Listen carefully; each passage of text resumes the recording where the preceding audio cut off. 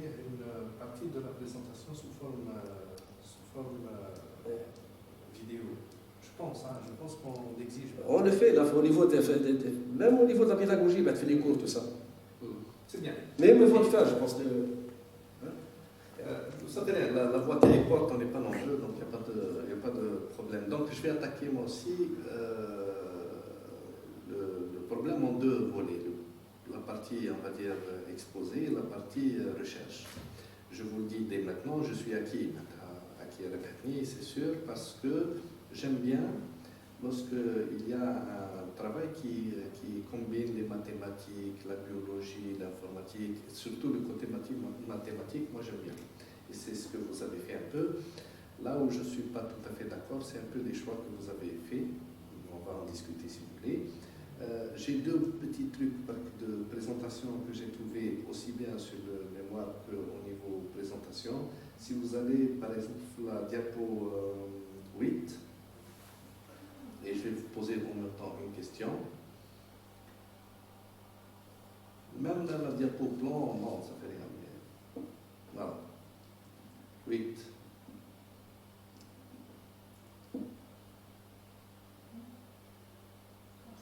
Alors, oui.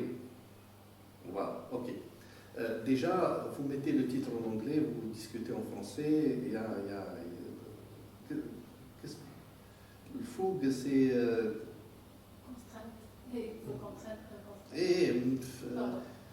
Même quelque part, vous rajoutez à chaque fois devant les noms et les trucs, vous rajoutez ce durci, c'est pas tout à fait juste en français, mais bon, ça passe.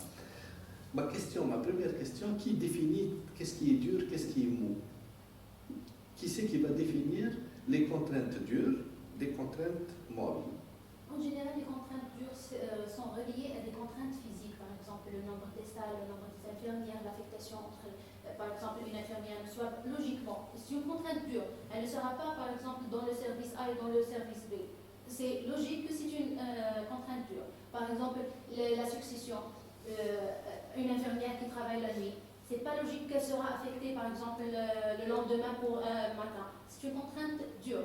En général, c'est l'établissement qui ajoute quelques contraintes dures qui sont reliées par exemple à la réglementation intérieure de l'établissement, soi-disant, ou d'autres. Mais le reste, c'est en général, c'est relié au côté physique. Par exemple, au nombre de salles, le nombre de services, le nombre d'infirmières, c'est là. Comment vous allez les exprimer vous-même? Le problème, comment vous allez exprimer une contrainte dure d'une contrainte molle? Bon, quelque part, vous avez dit, je résume, on fait des coefficients. On donne des coefficients à dur, plus grands que le molle. Non, il n'est jamais accepté de faire une coefficient pour une variable, pour une contrainte dure. Une contrainte dure doit être impérativement satisfaite totalement. Et comment vous l'exprimez? De ne pas satisfaire une Comment contrainte vous allez l'exprimer en langage naturel? Dans notre problème, la contrainte dure, c'est le nombre d'infirmières demandées pour un shift donné, par exemple une période de temps, c'est ça un shift, et c'est l'affectation impérative d'un seul shift pattern à chaque infirmière. C'est ça les deux contraintes dures qu'on doit les satisfaire. D'accord. Chez vous, c'est comme ça. Mais oui. En plus, la base de données, vous avez utilisé une seule base, hein, un S. Une seule base, une S. Vous auriez peut-être, je ne sais pas si ça existe dans ce contexte, mais vous auriez dû peut-être essayer autre chose avec d'autres contraintes pour voir un peu qu'est-ce qui va se passer. Oui, beaucoup plus les bases sont généralement très différents le problème de l'autre. Exactement, pire que ça, parce que vous êtes attaqué au problème avec des heuristiques. Globalement, c'était des heuristiques. Et les heuristiques, ça marche dans un contexte, mais ça ne marche pas dans un autre. Et c'est le problème de NSP en général. C'est très différent entre un établissement et un autre, surtout les contraintes. Et ce que vous m'avez proposé, monsieur, l'utilisation par exemple des pénalités ou de ça c'est toujours utilisé pour les contraintes molles. On peut minimiser par exemple les contraintes molles. On peut ajouter des pénalités à des contraintes par exemple molles avec des priorités. Mais les contraintes dures, normalement c'est ça. C'est inacceptable de faire une pénalité pour une contrainte dure. Doit être impérativement satisfaite, sinon le planning élaboré est non faisable et elle est inacceptable. D'accord. Vous avez qualifié ce problème d'un problème NP dur. Il y a des problèmes NP difficiles, NP durs. Pourquoi il est spécialement MP dur? Et qu'est-ce que ça implique MP dur? Sachant que à un certain moment, lorsqu'on a commencé à parler de ça, on va dire, il n'y a pas longtemps, quand on disait que les années 80 ou les années 60, quand on disait MP difficile, MP dur, on n'avait pas les moyens. On n'avait pas assez de mémoire, on n'avait pas assez de processeurs, on n'avait pas assez de machines, on n'avait pas... Le monde a évolué. Le monde a évolué. Pourquoi ça reste MP dur? Pardon, je rajoute sur une question pas que vous dites théoriquement MP dur. Oui. Théoriquement, oui, c'est C'est MP pas dur. la ensuite. Oui, on a dit que sa complexité théorique, c'est MP dur, c'est-à-dire elle est très difficile à résoudre en raison de la grande masse de données qu'on doit la gérer. Oui, mais... Et le temps exponentiel avec la taille du problème. Le problème, lorsqu'elle augmente, le temps d'exécution s'augmente déjà. L'explosion L'explosion Oui, combinatoire. mais pourquoi il est resté MP dur puisque nous avons les moyens maintenant? Est-ce que c'est possible d'avoir beaucoup de machines qui ont maintenant la plus petite des machines, 8 gigas, 16 gigas, je ne sais pas. Si j'ai beaucoup de machines, beaucoup de mémoire, beaucoup de processeurs, est-ce que ce problème-là, ce qualificatif de NP dur va être levé ou pas? La complexité théorique n'a pas de correspondance avec la complexité pratique, ce qu'on veut dire maintenant. La complexité théorique n'est pas en relation avec la machine ou avec le côté hard. C'est purement théorique, c'est l'étude des algorithmes. La complexité pratique, c'est autre chose, n'a pas de relation avec la complexité théorique. Oui, mais cette complexité, on peut la lever avec Les machines. Oui, on peut dire que pratiquement, avec les moyens existants ici, ces méthodes peuvent légèrement diminuer. Ok. Ma principale question, je ne vais pas rentrer dans une explosion combinatoire de questions, mais je vais aller vers... Vous avez parlé de Lagrangian, ça m'intéresse beaucoup de ce côté-là, mais pourquoi vous avez choisi cette façon de faire? Pourquoi, par exemple, ne pas aller vers un système beaucoup plus simple? Le Lagrangien que vous avez utilisé, on va le dire d'une façon beaucoup plus simple, c'est pour diminuer la dimension du problème. Oui.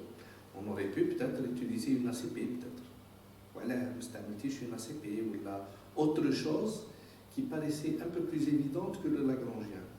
Je vois que la méthode de relaxation à Lagrangian est une méthode simple, très simple, avec un principe qu'on peut l'implémenter facilement. Et en plus, la méthode de sous-gradient est une heuristique très connue pour résoudre les problèmes dus à Lagrangian.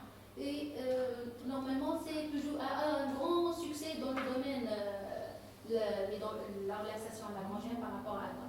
Oui, mais le problème, c'est pas ça. C'est...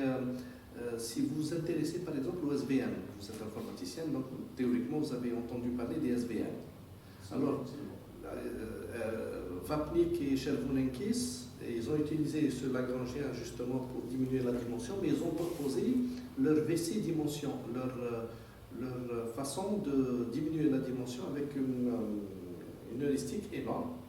Vous aurez pu peut-être vous intéresser à ça pour diminuer toute cette masse de travail que vous avez fait avec tous ces calculs lagrangiens, etc. Vous aurez pu peut-être vous intéresser à ça, ça aurait donné peut-être un résultat différent. Réduction du problème au début. Oui, c'est important. Je suis un peu pas très d'accord lorsque vous dites que le VLSN est 10 fois plus rapide, mais d'un contexte à un autre, ça risque de changer complètement. En diapo 28, vous avez dit que vos résultats...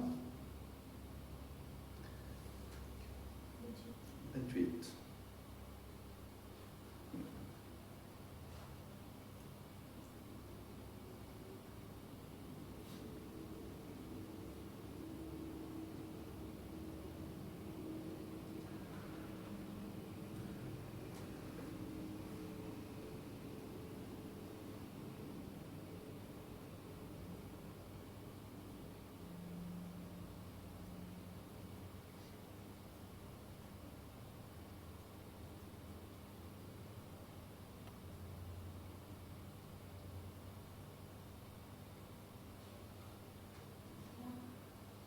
Vous avez dit qu'en conclusion que si on compare le temps, le coût, etc., votre proposition est 10 fois plus rapide. C'est le 29. La meilleure approche. 29. 28. Ah bah. Là. Oui. Le temps Vous avez- moyen. oui, en temps, vous avez dit qu'elle est 10 fois plus rapide. Bon, vous avez utilisé une seule base, vous avez des contraintes qui étaient imposées dès le départ, et à la fin, cette conclusion me paraît un peu pas très juste, parce que c'est dans un contexte particulier. Hein. Donc, je ne peux pas généraliser.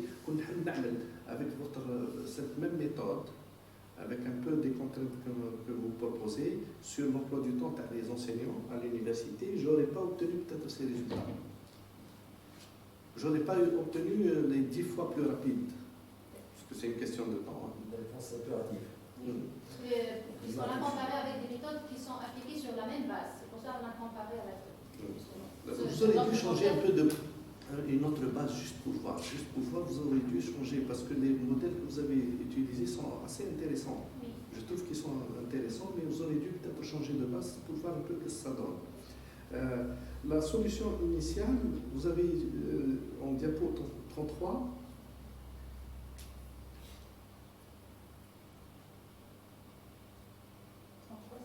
voilà, 33, Zidi Wahda Bark. Voilà, la solution initiale faisable, qui va définir cette solution initiale faisable? On a, dans la première solution, on a utilisé une heuristique Bulletin, une Oui. heuristique constructive Bulletin, pour définir une solution. Oui. Pour tester la faisabilité, on a utilisé une procédure de réparation. Là, un test de faisabilité est appliqué. Est-ce que je peux avoir plusieurs solutions faisables initiales? Oui. Et comment on fait? Comment on choisit Une solution faisable, c'est la solution qui, comme on a dit, qui satisfait les contraintes dures. Oui, C'est-à-dire- je peux avoir 10, maintenant. C'est l'instance permet de trouver plusieurs solutions. Oui. Des fois, on trouve dans le cas où il n'y a pas, par exemple, Oui. il y a deux solutions. Oui. Celle qui est initiale et l'autre, c'est optimale. Ou des fois, c'est la solution optimale, il accepte une seule solution. Mais, en tous les cas, la majorité ont bien sûr plusieurs solutions. Une solution initiale doit être faisable. Oui, mais je peux avoir plusieurs. Oui, comme par exemple pour la dernière méthode, PPA. Et vous allez On commence exécuter par plusieurs faisables. vous allez exécuter vos processus sur les Plusieurs 10. fois, oui, oui. Sur les 10, oui, c'est obligatoire.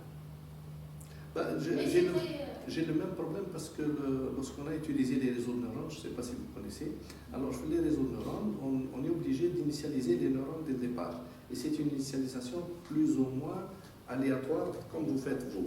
Et cette initialisation, si on la change un peu, le comportement du problème change complètement. Je ne sais pas chez vous si ça a changé à ce point-là, lorsque vous changez la solution initiale, et qui va définir que cette solution initiale est beaucoup plus intéressante qu'une autre, je ne sais pas comment vous allez le faire. Dans cette solution, ou même pour la deuxième, la qualité de la solution initiale n'est pas importante. Notre approche ne base pas sur la qualité de la solution initiale. Par exemple, pour le premier, on a utilisé ces textes pour trouver des solutions initiales faisables. C'est juste la première solution trouvée et on arrête. Et malgré ça, on obtient des bons résultats à la fin, puisque la méthode utilisée n'a pas vraiment axé sur cette solution initiale. Et si vous avez essayé de changer cette solution initiale juste pour voir qu'est-ce que ça donne? C'est pas intéressant. On a fait par exemple un test, je sais pas, sur. Je suis en train de faire le parallèle avec les réseaux de neurones. C'est pour ça que je vous dis ça. Ne fait pas grand-chose. C'est la méthode a une stratégie, par exemple, c'est elle est guidée par la méthode de Subrazien. La méthode va s'orienter vers des zones de recherche qui n'ont pas vraiment en relation avec la solution initiale, puisqu'à chaque fois, il y a des modifications pour être faisable, des modifications dans le voisinage. Ça va changer la solution initiale. On n'a pas resté là sur la zone où on a commencé. C'est juste pour commencer la recherche. Il nous faut une première solution sur laquelle on va faire des inférences. valeurs pour commencer la recherche. Surtout. Exactement. Bon, c'est de la qualité. Peut-être, oui. Déjà, le temps il change. Alors, pourquoi vous avez utilisé, je trouve que c'est très intéressant, les plantes et les fraises, etc., les stolons, etc., etc. Je travaille un peu dessus, mais pourquoi vous avez choisi ce modèle-là? Pourquoi pas les fourmis, par exemple? Pourquoi pas les chauves-souris? Il y avait tellement de modèles, pourquoi spécialement celui-là? Le PPA, c'est une méta-heuristique. C'est toutes des méta-heuristiques. Une méta-heuristique, oui, nouvelle. Il n'y a pas beaucoup de travaux qui sont, par exemple, travaillés sur cette méta-heuristique. Elle est proposée par M. Sakri. Ça fait quelques années. C'est pour l'originalité. C'est pour l'originalité, oui, c'est ça. Et elle est encore, on a dit qu'elle a le point fort, c'est la diversification, l'authentification, c'est le rôle important pour n'importe quelle heuristique réussie. Mais c'est très important pour le PPA. Très bien. Bon, moi j'aurais aimé, surtout dans ce contexte, vous aurez pu, puisque maintenant les algorithmes existent, les librairies existent, vous aurez pu peut-être utiliser de la génétique, juste pour voir, puisque il y a aussi la possibilité d'optimiser au niveau de la génétique, les PSO, etc., etc. Et ça, juste pour comparer, parce que nous donner juste un système et dire qu'il est meilleur que les autres, probablement oui, mais maintenant il faut le comparer avec des systèmes méta-heuristiques qui ont les mêmes, qui travaillent sur les mêmes approches, qui se rapprochent un peu, etc. Ça aurait peut-être donné un peu plus de crédibilité à ce PPA que je prends tel qu'il est, que j'aime bien, j'ai pas de problème. Mais juste pour dire il est meilleur, j'ai utilisé ça, en temps et en efficacité et en coût, etc. Le PPA est plus intéressant que les algorithmes génétiques ou les fourmis. Ils ont utilisé ici à Guelma aussi tout ce qui est pingouin. Je ne sais pas, j'ai assisté à. Il y a beaucoup de méta-heuristiques. Vous aurez pu prendre une ou deux juste pour comparer, puisque les librairies existent. Voilà. Sinon, je vous remercie, c'est bien. Bon, c'est excellent ce que vous avez fait, parce que vous avez proposé trois